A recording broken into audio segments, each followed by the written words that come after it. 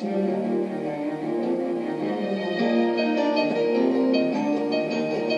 back to Icons and Circles.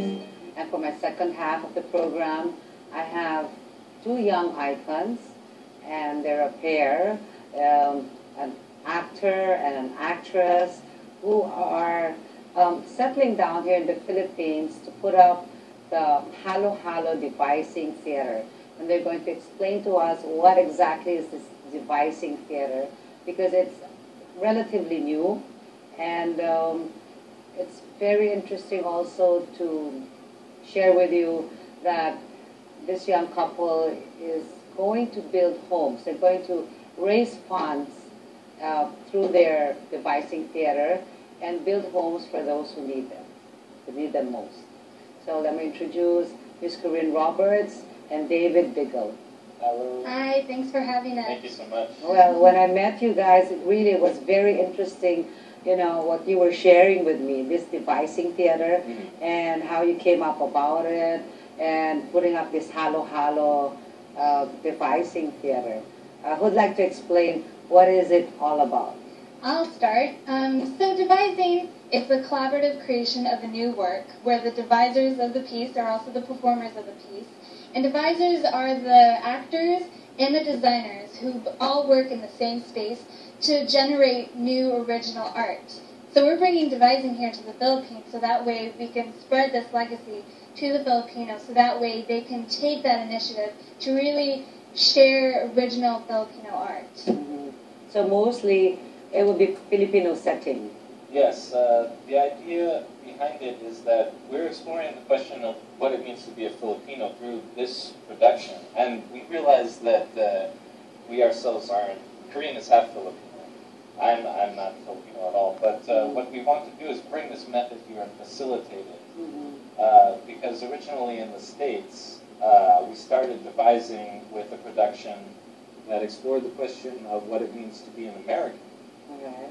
And now we want to bring it here and explore the question in the Philippines, what it means to be a Filipino. All right. So with this, you're coming up with the workshops, right? Yes. And teach and also perform in a way. But your first project is actually the setting where you have the flood victims. Yeah, that was one of the moments that we've created, is inspired by the happenings of this past summer with the heavy rainfalls and the floods. Right. It's really, devising is meant for taking personal to the public. So we want something on the stage that the audience can really relate to. Right. Yeah, and so Halo Halo Devising Workshop will introduce these methods to university students, to adults who want to learn this new way of creating art and bring their personal experience to the stage, because we feel that through sharing these experiences, these stories, people can really connect to that, and through that particular art, we're hoping to pay something forward, whether it's like a moment, a memory, and even just like building houses. It's all about paying it forward. Yeah, Corinne, yeah, you know what really touched me was your story about, you know, for this setting, you know, flood victims, or the one who, a singer who was, you know, just singing at the sidewalk. He was discovered, he was brought to a cafe where he sang. Eventually he was able to make it, I don't know, in the States, in the Big Apple. Yeah, but also the story doesn't end there. Like, he lost his family because, you know, their home was washed away. You know, so it was very touching. And you're putting all these stories together, yeah, in a play. Yes, once we have comprised our company together, an all-Filipino company, we're going to take their personal experiences along with research that we do outside of our personal experiences. Because in devising, using this collaborative process, you have to really reach far and beyond yourself, but also deep within yourself. So taking all these personal stories and all this research bringing it together to create moment work, which is basically the stories that you were describing just now. That could be described as moment work. You take these vignettes of stories and you put them together, create some sort of through line that ties together with certain themes. And our main theme, our main question is what does it mean to be a Filipino? What does it mean to live your lives here in the Philippines? So we want to take our method and apply it with an all-Filipino company and ask that question and put it to them, because they're ultimately the ones, the Filipinos will be the ones answering this question, because we can't ourselves. Right.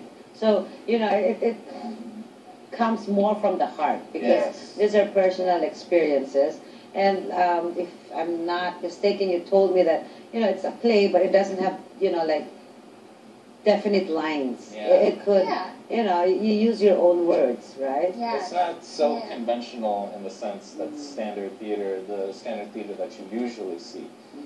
Maybe you're not following one character from beginning to end. Maybe you're following several different characters, but you still see the same people, and this story is tying into this other story.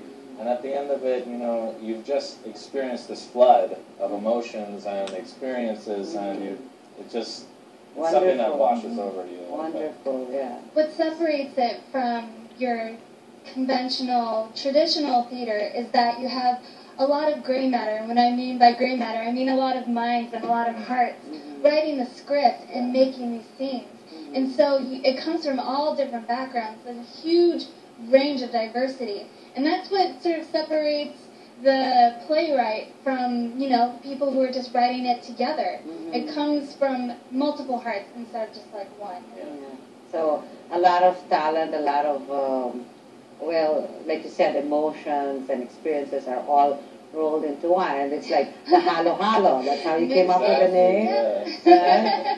And you've been doing this in the States. Yes. And you've trained to be actors and actresses. Yes. Yeah, and we've been trained to be lead devisers, so that way we can teach this work to others. And through our experience with our production back in the States called Us, that won national acclaim in Washington, D.C. And though we weren't expecting that, that really inspired us of like, wow, this really rings to people, just generating new stories that people can relate to. So why not bring what we've played with and discovered in the States over to the Philippines? Why the Philippines? All right. Well, if you can't tell, I'm half Filipina. My mom's from Cavite, and I really,